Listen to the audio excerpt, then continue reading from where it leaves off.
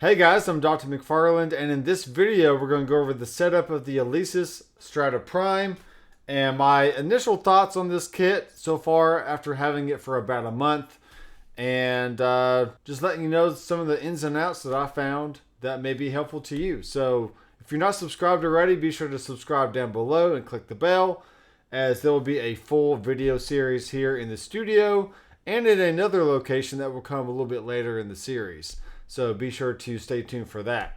So let's get right into it.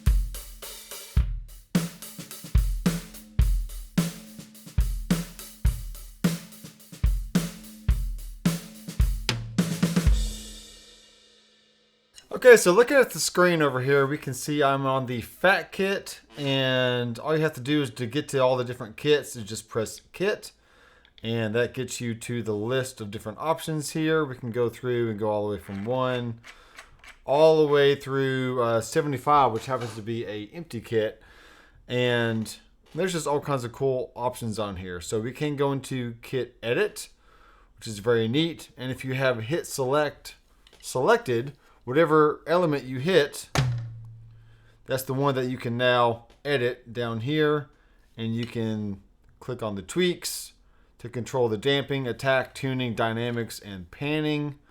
Under microphones, you can have a more of a direct signal or less of a direct signal, and then have more overhead or more or less room.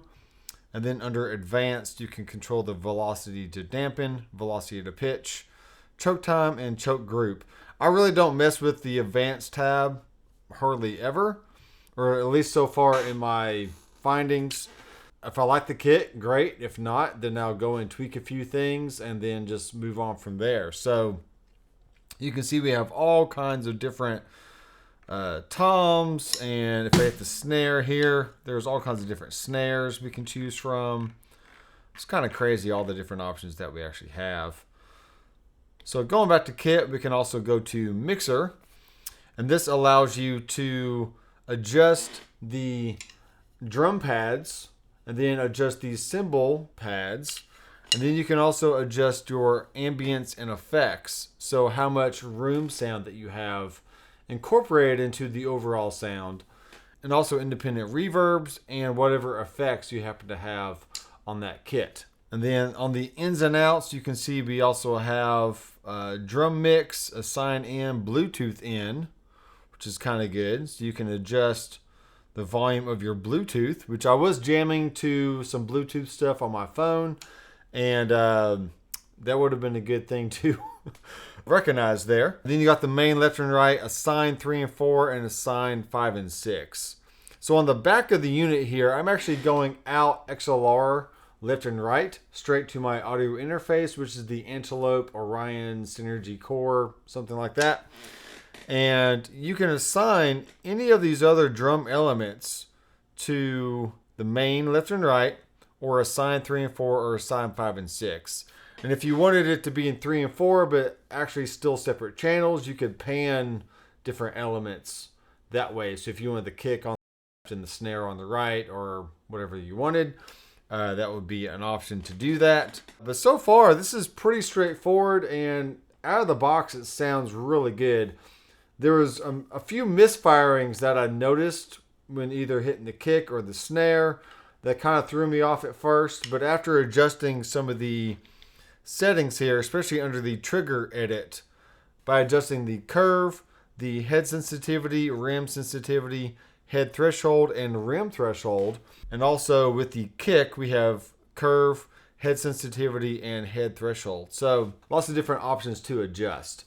When this kit came out of the box, I was sent a Mapex hi-hat stand, and the only issue that I found originally was this is the original piece that comes with the hi-hats, and what is the issue is you can get this as tight as you can. I can show that on the phone camera there, and this hole is still a little bit bigger than the width of the metal piece that you slide the hi-hats down onto.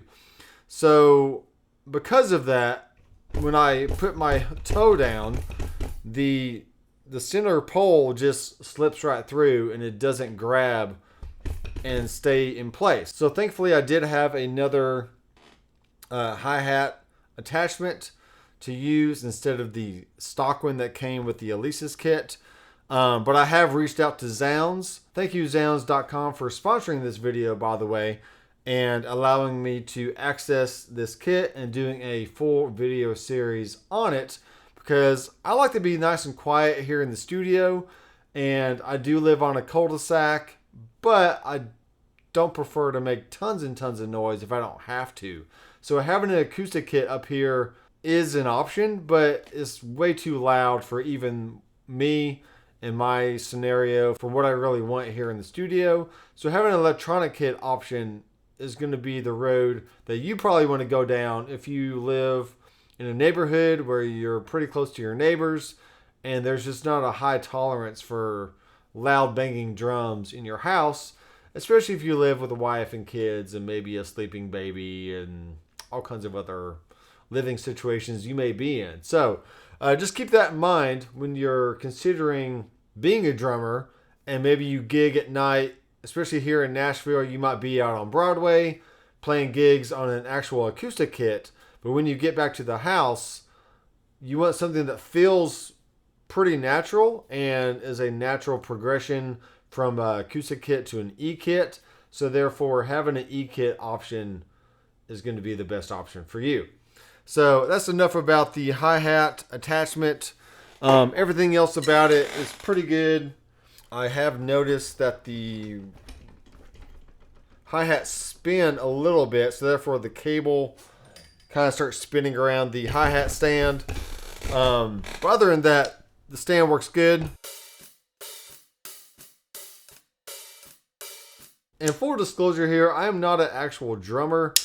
I've kind of been around drums for the better part of 25 years just because my brother had an acoustic kit growing up, and I would basically record my drum parts onto a little Tascam cassette recorder, Porter Studio from Tascam, and if I messed up, I would just have to rewind the tape and start over again. So I'm pretty comfortable behind the drums. Don't ask me to do any crazy drum fills or any intricate snare beats or hi-hat rhythms, but I can keep a pretty good rhythm, and I can play along with the click and lead a band if I need to. So don't watch any of the videos in this series expecting amazing drumming.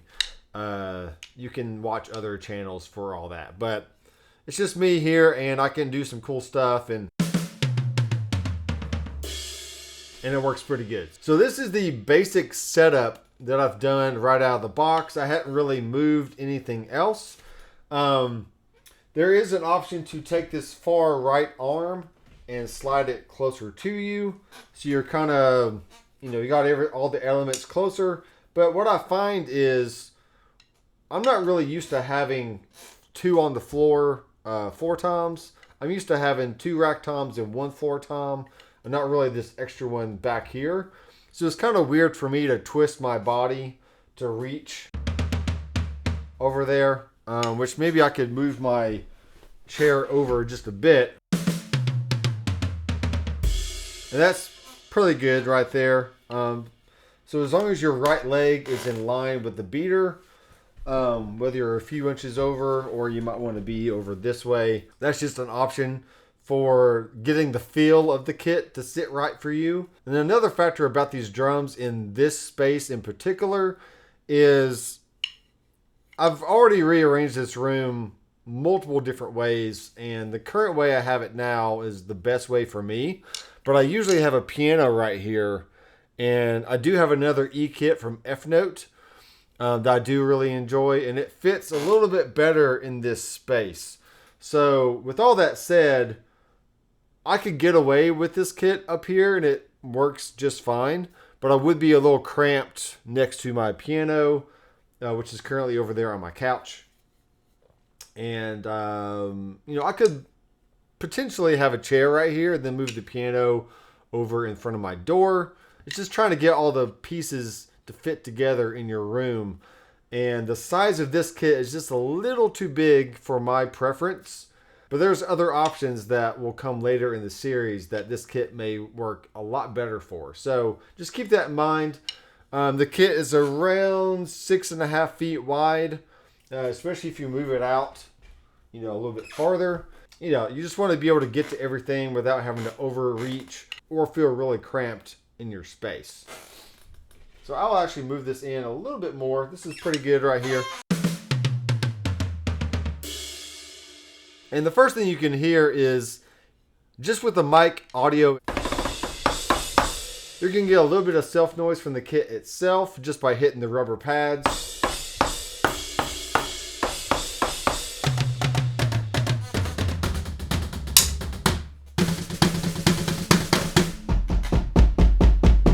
So if you had this in a room next to a sleeping baby, you're probably going to wake him up because it's still going to sound like, someone knocking on the wall, which to me, that's pretty much what it sounds like. But let me grab my dB meter and we can see actually how loud the drums are. Okay, so by looking at the camera over here, looking at the Prime module, you can see what the dB level is.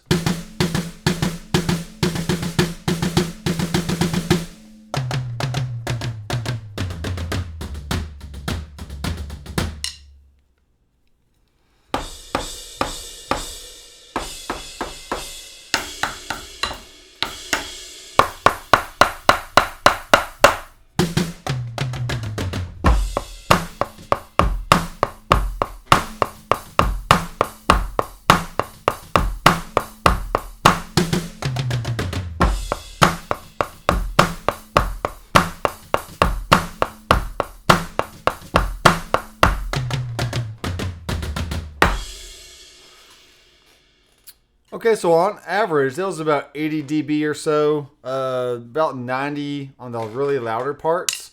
It's definitely not quiet, but it's way softer than an acoustic kit would be. Most acoustic kits are going to range in the 100 dB, if not a little bit louder, and that's what you get. So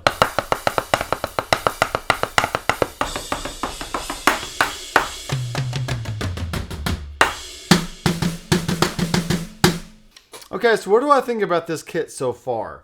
I feel like it was pretty easy to put together. I wouldn't mind experimenting with a few different arrangements of the toms. And it's really not necessary for me to have a full-size snare option. My F-Note kit has a slightly smaller snare drum, and I'm just used to playing on that. But even as a guitar player who pretends to play drums, even I know that you always want to try to hit in the middle of the mesh or the head. And as you get out to the edge of the rim here,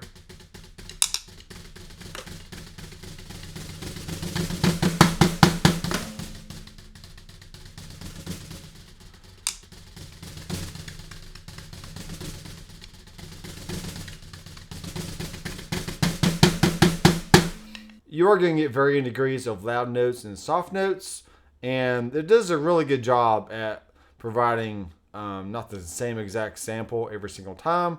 So therefore there is less machine gun effect that you can get on other kits.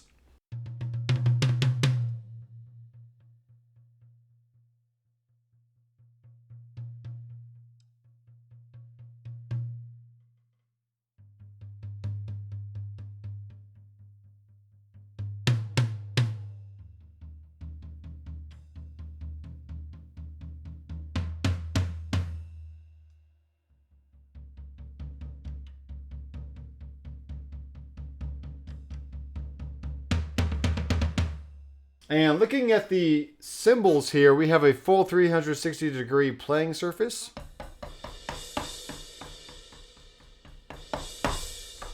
And we can choke it. Okay.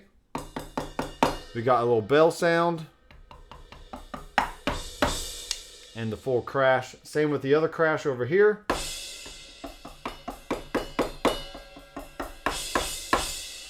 Now the ride cymbal does tend to crash more than it does ping on the actual ride sound that I would prefer.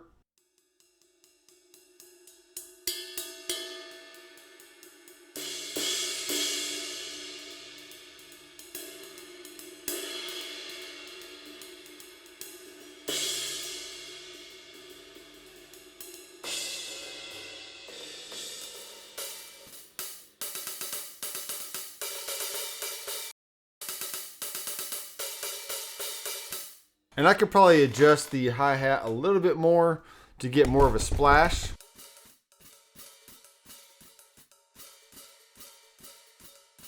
And I'm sure most of that just comes down to technique anyway, as I'm not that great of a drummer. So just keep all that in mind. But overall, I think everything is very responsive and it feels good under your hands. And, you know, once you get a good setup and a good flow to your setup here, I wouldn't mind having the ride cymbal more in the crash 2 position and then moving crash 2 over to the far right. So that way I don't have to reach all the way over here to get to my ride. I can just kind of get it right there. And then I can still get my crash, this kind of motion when I'm doing my 2 crash cymbals. But really the ride cymbal can act as a third crash just by hitting it.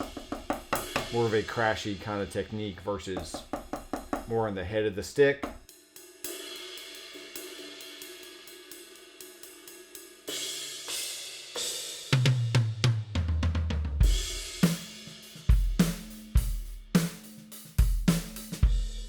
Okay, so with all the babbling out of the way, let's just go through a few kits and just do some playing and you can hear how they sound. So going back to my kit button here, let's go to Dark Roomy Kit 4. And what you do is just kind of scroll with the wheel and then push down. And then I'm not going to save any of those changes that I did on the previous kit. And here we go.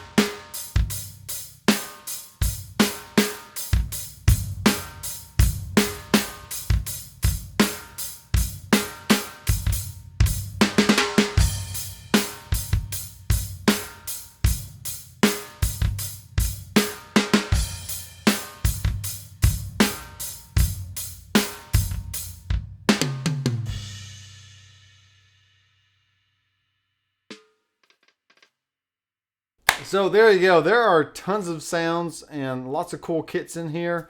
So be sure to subscribe to the channel once again and hit that bell so you'll be notified the next time I release a video in this Alesis Strata Prime series. So until next time, I am Dr. Mcfarland. I will see you in the next video. Keep rocking.